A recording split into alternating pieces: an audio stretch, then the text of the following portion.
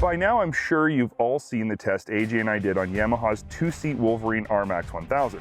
If you haven't, head on over to YouTube and check it out. But I'll give you a basic synopsis of it right now to save time.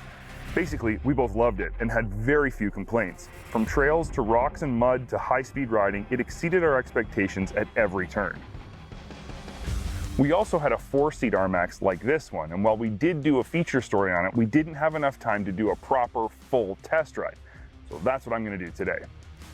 But instead of loading this thing up with the family and doing a cookout on the trail, I wanted to test this one a little bit different. Today, I'm going to test the four-seat RMAX from a driver-only perspective. My rationale goes like this. The vehicular characteristics that make a two-seat side-by-side great are exactly the same as the characteristics that make a four-seat side-by-side great. Ride, handling, power, comfort, overall capabilities, it's all the same stuff. On top of that, most four-seaters see only occasional backseat passengers. The RMAX4's rear seats are even convertible to offer more cargo space in two-seat mode. So why not test it that way to see if the subtle differences versus the two-seat model make any difference, better or worse? From the front seats forward, the RMAX4 is identical to the two-seater. Literally every part is exactly the same. AA arms yield 14.2 inches of travel damped by a set of Fox QS3 piggyback shocks. Yamaha's on-command 4x4 system handles front-end power transfer duties, and their three-position D-mode system offers three different power profiles for different riding situations. The front cabin area is very comfortable and very nicely appointed. The seats are reclined just far enough without going too far. A nice tilting steering wheel is comfortable and easy to grip, and there's enough switch locations in the dashboard to make the Space Shuttle engineers jealous. For all of our American viewers, you will be getting the Adventure Pro system mounted in the dash when you buy the XTR model like this one. One of the few things I have to gripe about though is that for XTR buyers in Canada, the Adventure Pro is not included. You just get a blank panel in the dashboard. So far, all of these features and specifications mimic the two-seat model exactly, but now it's time to move behind the front seats, and this is where things get very different. The wheelbase on the four-seater is stretched a mere 3.5 inches. Overall vehicle length of the four-seater is 8.8 inches longer than the two-seater. When it comes to maneuverability on the trail, the extra 3.5-inch wheelbase is almost unnoticeable, and the only time you'll actually notice the extra overall length is when you're backing up against something like a tree. Otherwise, it's a complete non-issue. A longer wheelbase on a four-seat side-by-side isn't a surprise.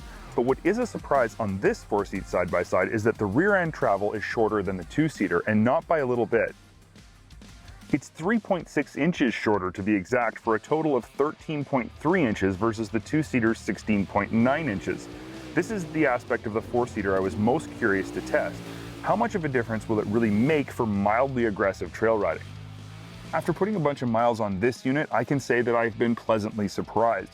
Rear-end ride quality is actually very good from this AA arm setup. Of course, a lot of that is thanks to an excellent set of Fox QS3 piggyback shocks. Is the ride as good as the two-seater? Does it feel as plush? No, not quite, but it's not far off, and you really only notice the difference on the biggest hits anyway. AJ and I covered the rear seating arrangement in great detail in our last story on the RMAX4. Basically, once you're inside, there's actually a surprising amount of legroom and overall space for a full-size adult. It's getting in and out that's a bit of a problem. The way the body, sides, and rear doors are designed make getting in and out a bit of an acrobatic feat. It's by no means a deal breaker, but it's definitely something to consider. I've done the majority of this test with the rear seats in their forward extended cargo capacity setup. This system does work to give you more cargo space, a lot more actually. But the tracks the seat backs slide on do get gummed up with dirt very easily, which makes sliding the seats back and forth difficult. Most people won't be doing it often anyway, but I do think there's a better way to achieve the same results. Both the 2- and 4-seat RMAX models use the same 999cc dual overhead cam twin-cylinder engine that produced right around 100 horsepower and Yamaha's ultra-durable, Ultramatic CV transmission. The only other differences worth noting, really, are that the 4-seater weighs approximately 174 pounds more than the 2-seater, and in XTR trim, it comes with a 29-inch set of Maxxis Carnivores versus the 2-seater's 30-inch set. So what's my final verdict here? Is the 4-seat RMAX really that much different than the 2-seater? If you have to buy a 4-seater, are you sacrificing anything in terms of ride quality, handling, or overall performance? In my opinion, not in a significant enough amount to worry about. Obviously, if having 4 seats isn't important to you, the 2-seater is the best choice. But if you must have 4 seats, the RMAX4 is one of the best options in the industry right now. All the benefits of 4 seats in the same size package with all the same features and nearly identical specifications as the 2-seat model.